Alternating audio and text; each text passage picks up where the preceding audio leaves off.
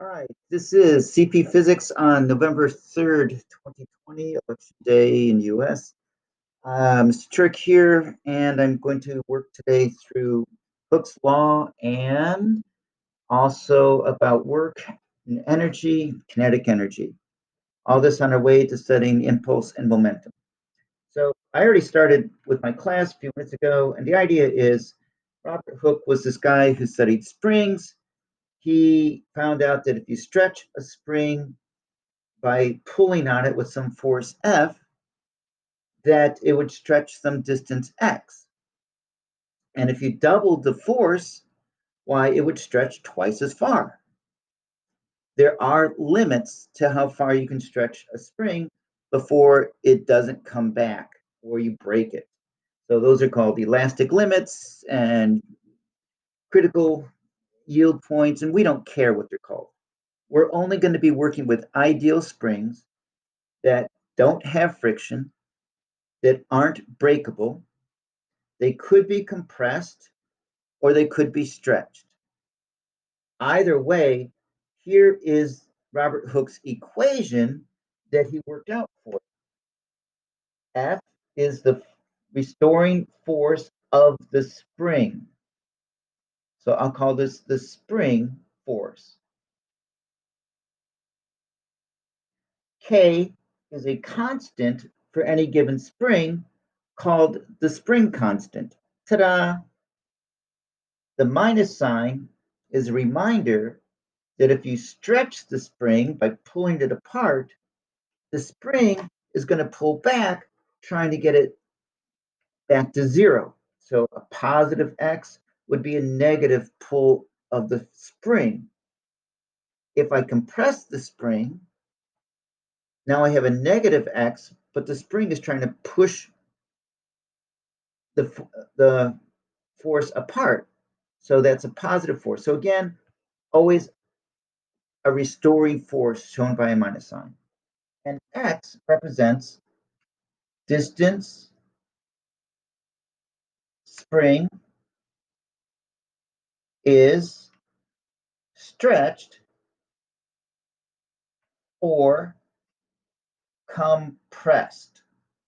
You could also say squeezed. The distance the spring is stretched or compressed.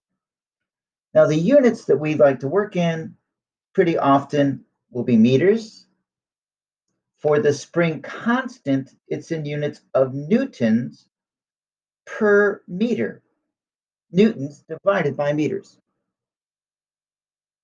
And the spring force, of course, is in units of newtons. All righty. So I have a ceiling. So let's call this an example.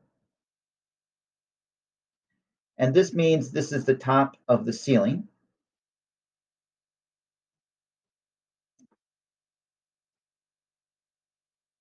And from the ceiling, I hang a spring. So now I'm hanging it vertically. It has some rest length. And now I'm going to add a mass to it. So I guess I'll do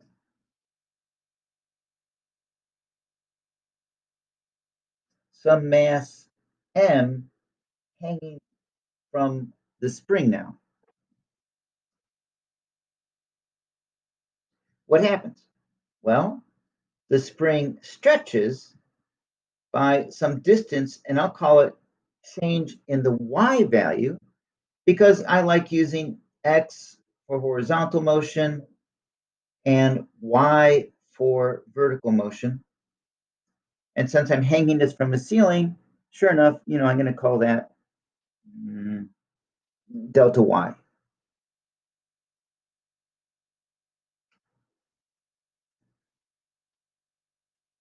If I drew a free body, if I were to draw a free body diagram on this mass, there would be the force of gravity stretching the spring. As the spring stretches, because of the weight of this mass, the restoring force of the spring becomes greater and greater and greater until the force of the spring equals the force of gravity. If I had a mass of 2 kilograms hanging on the spring, the force of gravity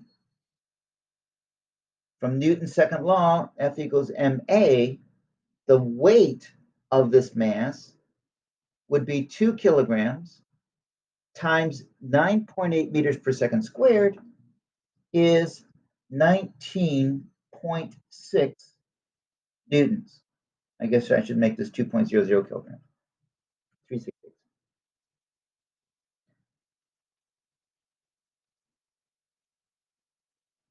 The spring will stretch until the spring is pulling upward with a force equal to gravity.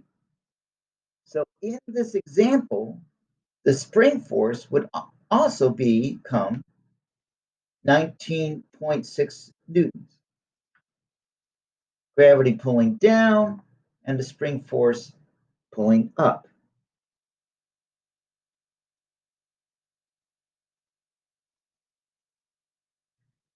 What if I told you one more piece of information?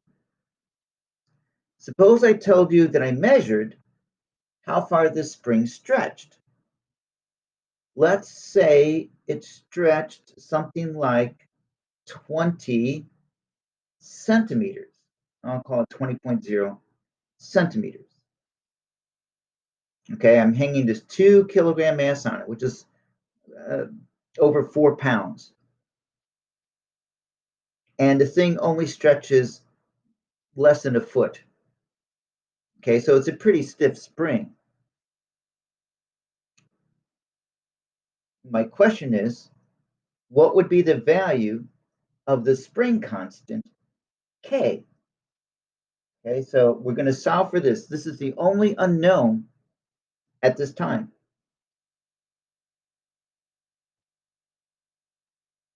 This relationship is called Hooke's law. But I should almost put the word law in quotes because it's not truly a law. It's an empirically observed relationship that holds for certain materials within limits. Wow. That means it doesn't apply to a slinky that's been broken.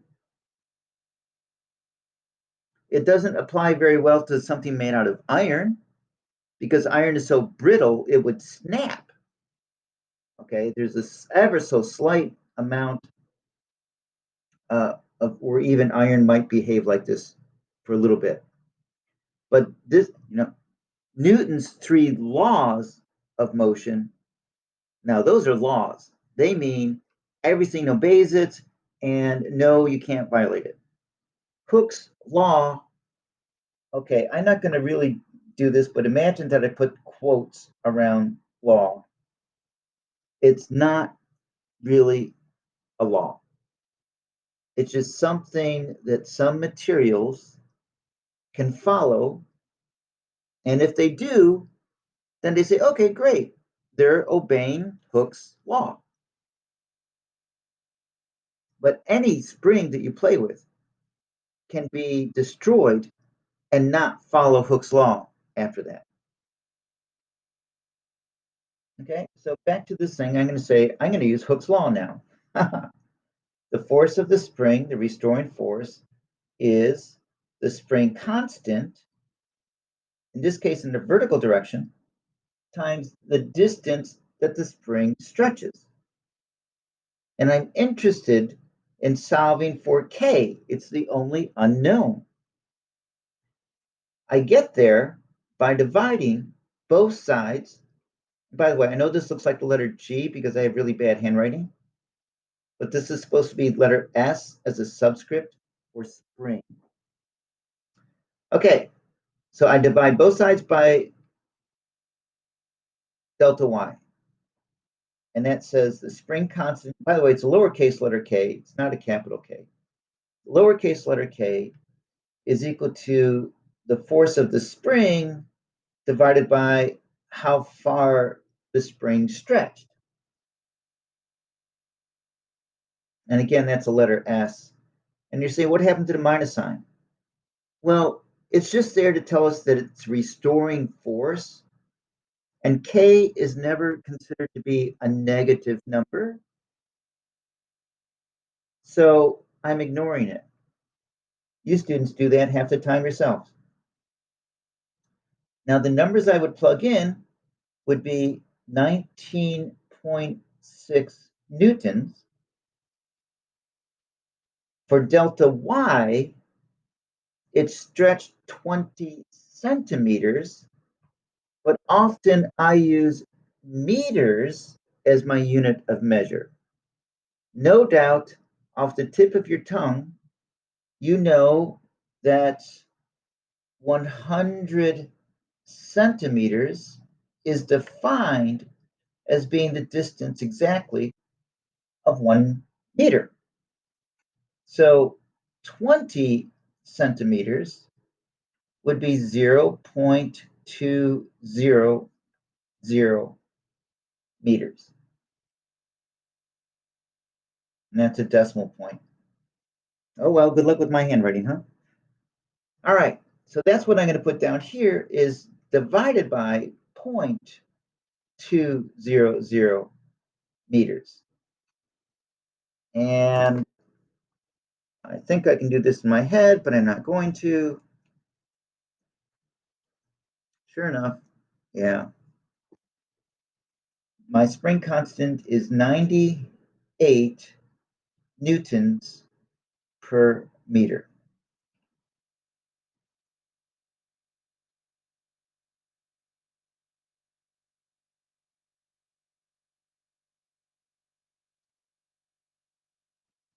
For every 100 newtons of force I apply on the spring, it's going to stretch by a meter. For every almost 100 newtons of force, it's going to stretch by a meter. All right, so there's the first example.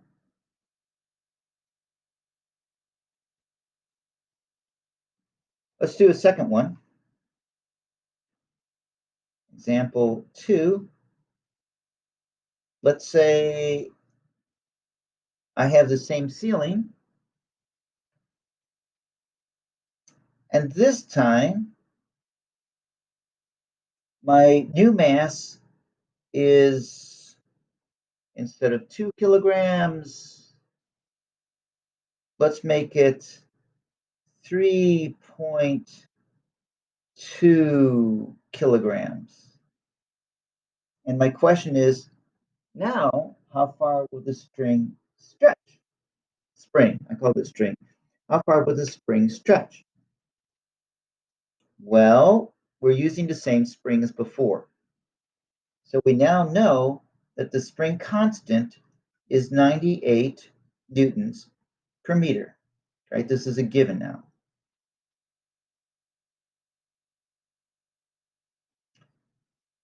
When the spring stretches, it's going to stretch until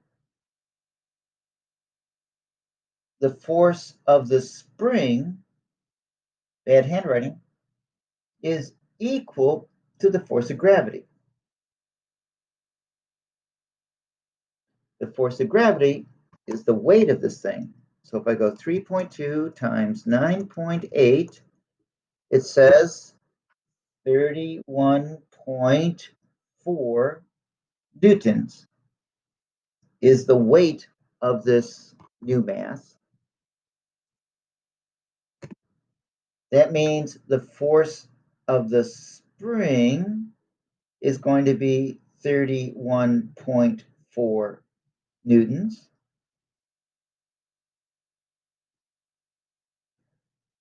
Hooke's law says the spring is going to stretch a distance delta y, and that's what we're solving for this time. Okay, well, dividing both sides by the spring constant, the amount that the spring stretches is going to be the force of the spring divided by the spring constant. That's going to be 31.4 newtons divided by 98 newtons per meter. Powering up my calculator, 31.4 divided by 98, enter, beep, beep, beep, and it says 0.32 meters. Now, because the original problem was given in centimeters, I'm going to express this in centimeters as well. Since there are 100 centimeters in a meter, I move the decimal point 2 places to the right, and I declare this to be 32 centimeters. Now I'm going to box both of these because they're both the same answer. If you do this, by the way, and you make a mistake in converting it from one to the other, you're going to lose points. Duh. If you express it in both units and they're both consistently correct with each other, well, good. But if you goof on a conversion and you box both of them, yeah, that'll cost you points.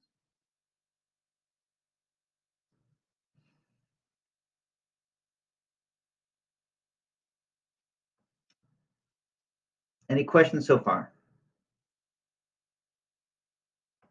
So you claim. Oh, my goodness. I'll be right back. Oh, no, I have what I. No, I'll be right back.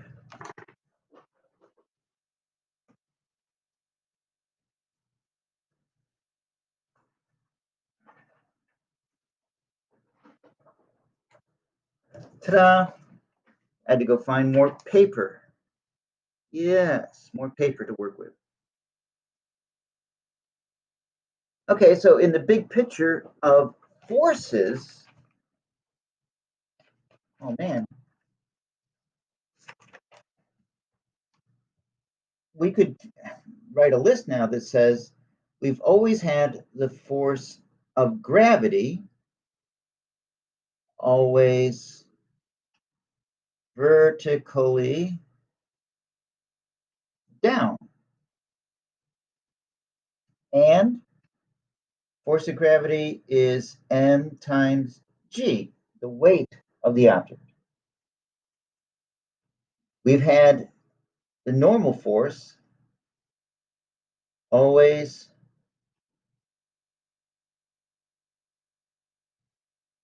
Jonathan Hernandez. Should I use the math symbol for perpendicular or should I write out the word perpendicular? Thanks. Takes more time. Always perpendicular to solid surface of contact. Always perpendicular to solid surface of contact. We have the force of friction always opposites actual or attempted motion.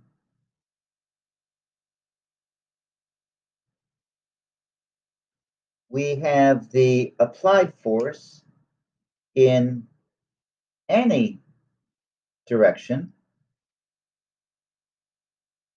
And now to this basic list of four, and I'm really including air resistance is friction, I guess. We can add the force of the spring, always restoring towards rest length. So if I have a spring, it's always going to be trying to get it back to its original length. And you could add to this list drag, air resistance, lift, things that I've mentioned over the unit, but I'm not even going to bother writing them. Instead, I'm going to say when you add together all these forces, you get the net force, and that is the mass of the object times its acceleration.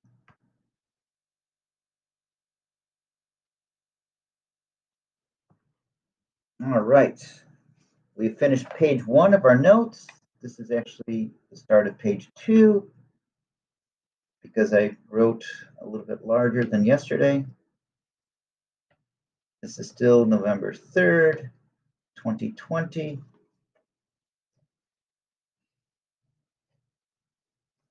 And we're about to start our 3-minute break.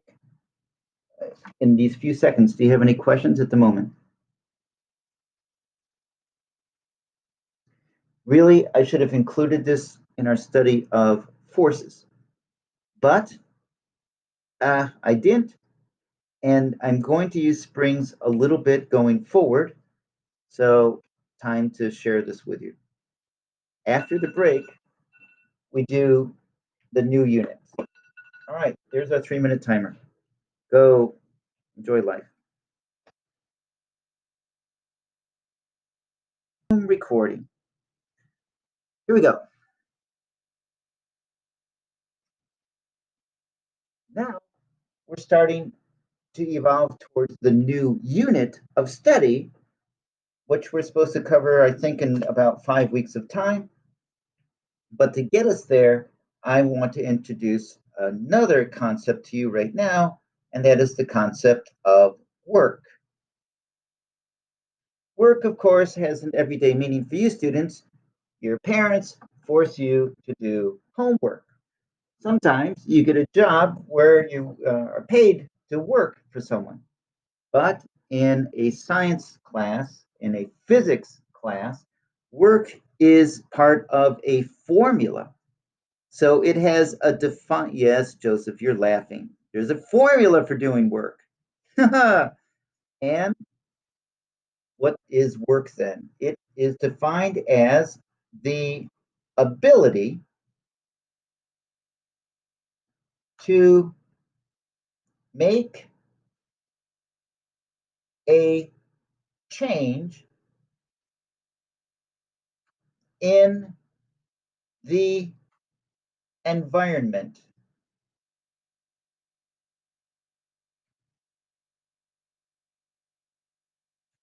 Work is defined as the ability to make a change in the environment.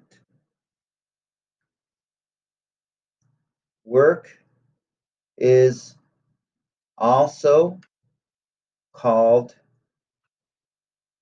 energy.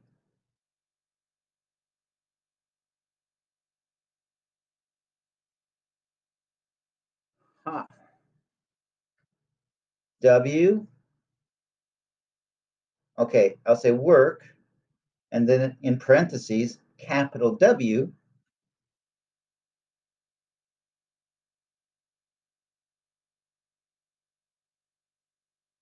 is in joules.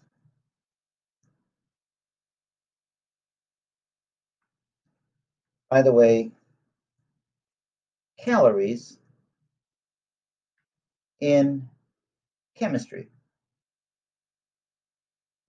Just a little reminder there that what we're doing in this physics course is not entirely different from what you had in a chemistry course. It's just that we do tend to use different units. In chemistry, a calorie was a unit of heat energy needed to raise 1 gram of water by 1 degree Celsius. In physics, 1 joule of work energy is the amount of work done in exerting a force of 1 Newton over a distance of 1 meter. In other words, accelerating a 1 kilogram mass at 1 meter per second squared over 1 meter distance is 1 joule of work. Wow. And of course, you may or may not remember that for every 4.18, not sure, 4, 6, 7 joules, depending on which uh, reference sheet you look up. Today I'm going to use 7. Joules is equal to 1 calorie of heat energy. And one more reminder from chemistry, a food calorie with a capital C is 1,000 little calories. Okay, I would love to torture you with conversions, but my colleagues would say I'm just torturing you because I like torturing you and get on with teaching you what you need to learn. So, what is the formula for work? And by the way, one more little caution here.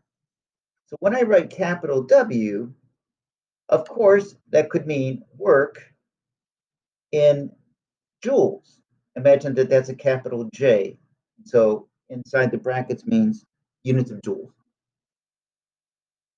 When I write capital W, it could also mean your weight, right? So that's the force of gravity, that's equal to m times g.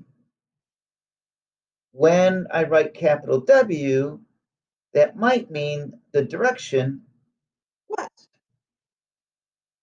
When I write a capital W, that could mean power in watts, or watts of power, I should say. And of course, since I mentioned chemistry class, if I write a capital W, maybe I'm just talking about tungsten. Ha ha ha. I would love to create a physics problem that uses all these forms of capital W's in one problem just to mess with Jaden's mind and make it a challenge for her and say, ha. And you'd have to tell by context what the capital W means as you read the problem. Maybe I should offer extra credit to you, huh? You guys create a problem. No, no, no. I'm not really offering extra credit. Sorry. But let's get on with the definition of work.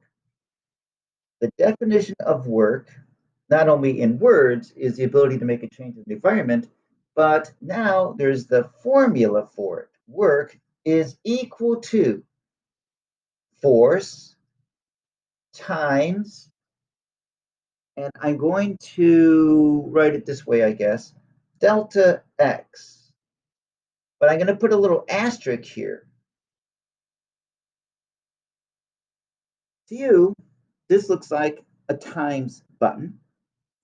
To me, it looks like a dot product of vectors. And this year, I'm not going to teach you how to find the dot product of a vector. Although it's tempting. Here, I'll at least write it down. This is a dot product. When you discover that you love learning about math, learn about stuff like this. For this year, I'm just going to have this little asterisk here that says asterisk the force and the distance moved must be in the same direction. Whoa, that's pretty crazy, you say. Well, yes, it is. The force is a vector. It has a magnitude and it has a direction. Displacement, and I know I wrote distance, but the displacement is also a vector. It has a magnitude and a direction. And these two have to be in the same direction. I'll try to give you notes before this period ends as to what happens if they're not in the same direction. Mathematically. In fact, maybe we should take care of that right now. Let's do that and say if the, sorry, there was a bump here. Is it still a bump? Okay, if the force is, and I have to write it out because you students said you wanted me to write out the word perpendicular. Perpendicular to the direction of motion, then zero work is done. There, I've written it down. I usually do examples with this, talk about how if you stand holding a bag of potatoes in your outstretched arms all day long, you're not doing any work because you're not moving anywhere. And if you walk around the room carrying a bag of potatoes, the work done by gravity is also zero because the direction of gravity is downward and you're walking around horizontally. So you're going perpendicular to the force of gravity. Gravity does zero work in this kind of a situation. Crazy, crazy and true. And one more thing, if the force is opposite the direction of motion,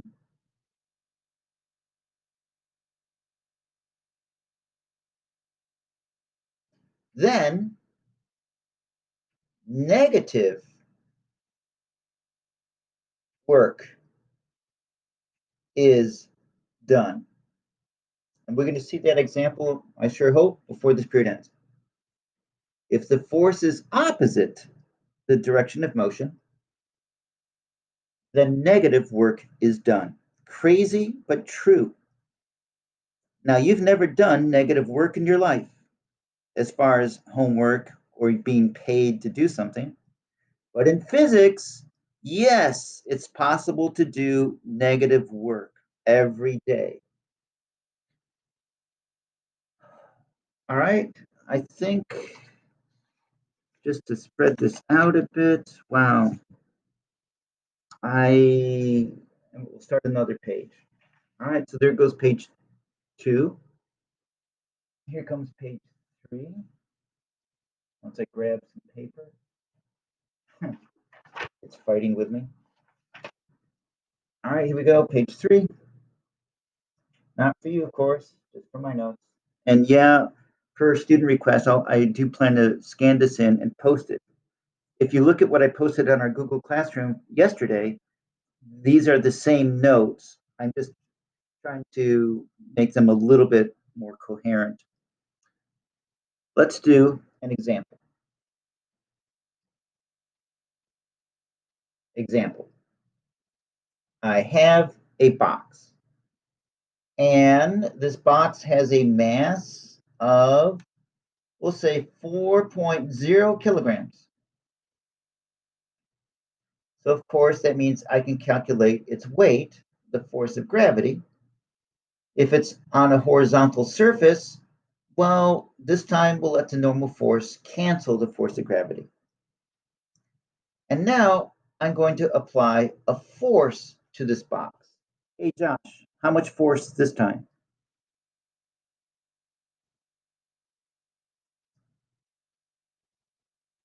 Um, Hurry.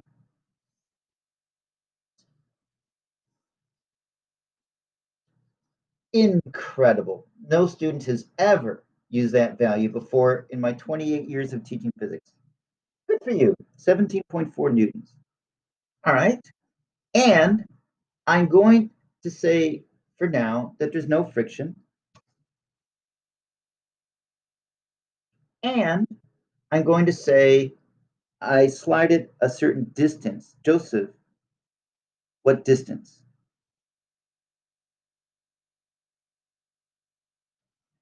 20 meters. Well, that's a number I've heard before in my teaching career. Oh, well, guess you're not as original as other students. Okay, so I slide it a distance of 20 meters. And the question becomes, how much work do I do? And the answer is work is force. Forgive me if I say dot, but that means times in the direction parallel to displacement. So the numbers are 17.4 newtons. And since it's moving the same direction as the force that's being applied, I just multiply these things and say, okay, I'm going to multiply this by 20 meters. And sure, you could almost do it in your head since you're just doubling and moving the decimal point, but I'm getting kind of old. So my calculator says this is 348 joules of work that's been done now. 348 joules of work.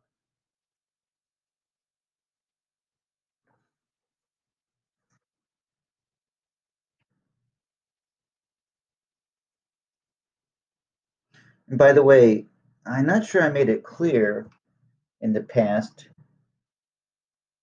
A Newton meter is a joule. I know I said it verbally that a joule is the amount of work done in applying a force of 1 Newton over a distance of 1 meter. So when you multiply newtons times meters, you get Newton meters, but Newton meters are joules. So a Newton meter is a joule. All right, now let's do the same box. I'm going to apply the same force. It's a great number, 17.4 newtons. I'm going to slide it the same distance. What's different this time is let's add in some friction. Oh gosh, Eric, how much friction this time? And Fabian, camera back on, please.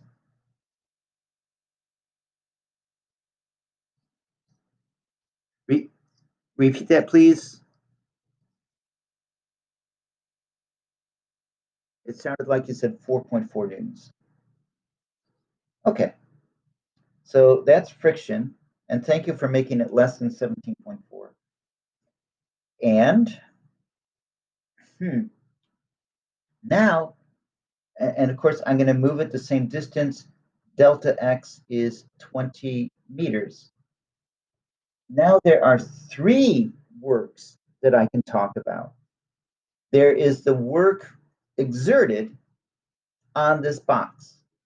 Okay, so the work exerted by you pushing on this box is still 348 joules because I haven't changed any of the numbers. This is still a 4 kilogram box, which we're not even using that information, but it's still a 4 kilogram box. I'm applying a horizontal force of 17.4 newtons. I push it a distance of 20 meters. So this is how much work I do trying to move this box. But wait, now there's friction. So the work done by friction trying to stop this box, okay, so I'll call it W sub F, I suppose, work done by friction is negative 4.4 newtons times 20 meters. I remind you, and you thought I wrote it down just because, right? I remind you, friction is always opposite the actual or attempted motion. And therefore, since the force is always opposite the direction of motion, the work done by friction is always negative. Ta-da! I'm making sense out of page 1 notes or page 2 notes. So using my calculator, 4.4 times 20. Okay, so the work done by friction is negative 88 joules. I put 348 joules into trying to get this box to move. Friction steals 88 of those joules. Friction goes into internal energy. Okay. Heating, sliding surfaces of contact. That's where the heat goes. You take one hand, rub it against the other hand, sliding surfaces, your hands warm up. This box slides against a surface. Friction heats up the bottom of the box and the surface that the box is sliding against. How much? 88 joules of heat in this example. So there's one more work I can talk about, and that is the net work, which is 2 words. Network as 1 word is talking about your Wi-Fi system. Network in 2 words is the physics term that's also really talking about the work done by the net force. In this example, the net force, the net work is, oh gosh, it's going to be 348 minus 88, which is 260 joules. And that's because the net force is 17.4 minus 4.4 is 13 newtons, and delta x is still 20 meters.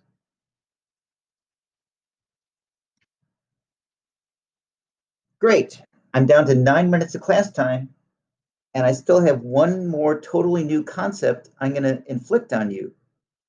If you've peeked and looked at the homework assignment that I posted yesterday on our Google Classroom, you'll see that by midnight tomorrow night, you have to answer a bunch of questions. Here's a printout. So homework on kinetic energy, a few examples with the spring, a few examples with work, and then a couple questions with kinetic energy. So time to teach you about kinetic energy. Kinetic energy, which we tend to write as just KE. Some professors just write K, capital K, is the energy of an object's motion. Being in energy, it's in joules. The formula is kinetic energy equals 1/2 mv squared, where 1/2 is just 1 divided by 2. M is, of course, the mass, typically in kilograms for us. The kinetic energy is in joules. And V, sure enough, is velocity in meters per second.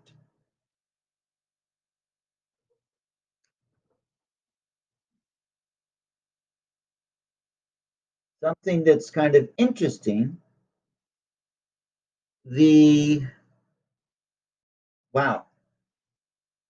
work done is also the change in kinetic energy on an object. Oh my goodness. So let me try to blast through that really quickly. I'm looking, and I'm going to say,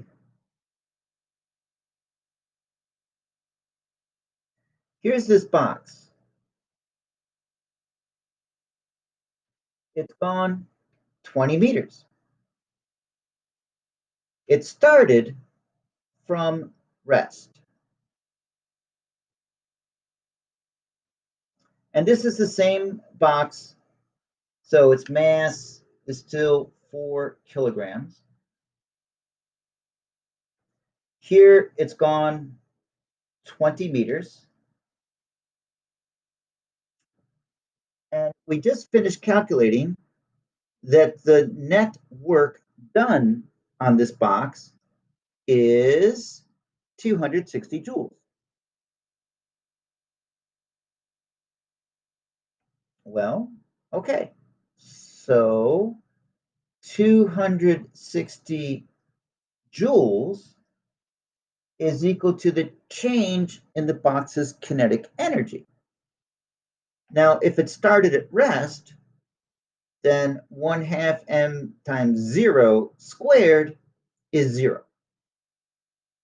So it began with 0 joules of kinetic energy.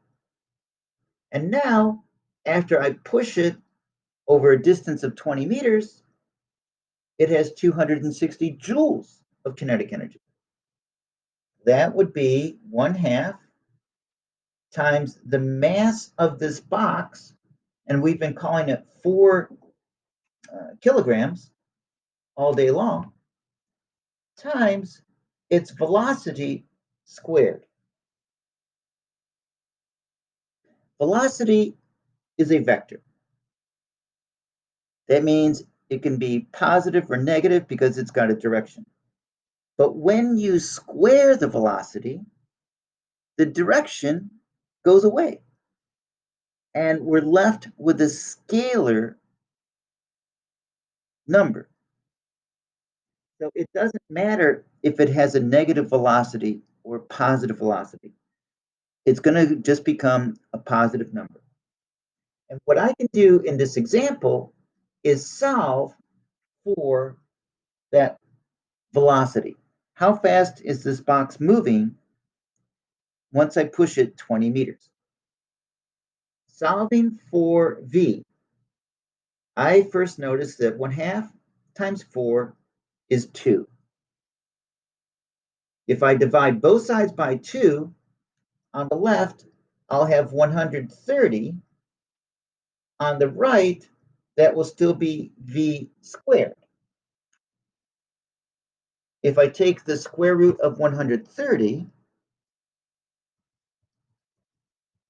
I get 11.4 meters per second.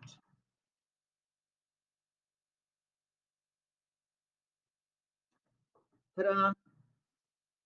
We have just found the speed of the box without using the kinematic equations of motion. Now, I only have 5 minutes. Oh, 3 minutes. But let me make an attempt to prove to you that you would have gotten the same answer using kinematic equations of motion. The way you would have done it would have been to say, okay, I had an applied force of 17.4 newtons. I had friction of 4.4 newtons trying to stop it. The net force was 13 newtons. I'm skipping the force of gravity and the normal force because they're going to cancel. And this is equal to m times a. Okay, well, so then the acceleration would have been 13 newtons divided by 4 kilograms. 13 divided by 4 is 3.25 meters per second squared. Now, I say I have a kinematics problem. I'm starting from rest. My displacement is 20 meters. My acceleration is 3.25 meters per second squared. Let's say I want to find my final speed or velocity. Here's my 3 givens, my 1 unknown. I go to the friendly equation store. I have 1 minute of class time, so I can't call on you. And I would say, let's use the fourth kinematic equation of motion. Final velocity squared equals initial velocity squared plus 2a delta x. Initial velocity was 0. So final velocity is the square root of 2 times 3.25 meters per second squared times 20 meters. Guess what we're going to get, kids, huh? This is going to be the square root of, 2 times 3.25 times 20, sure enough, is 130. And we get the same result, 11.4 meters per second. This concludes our educational program for today. I know it's a lot to take in. I will be available today after school for support. Please take a look at the homework assignment that is due tomorrow at midnight. I'm going to stop recording this now, as soon as I can maneuver that.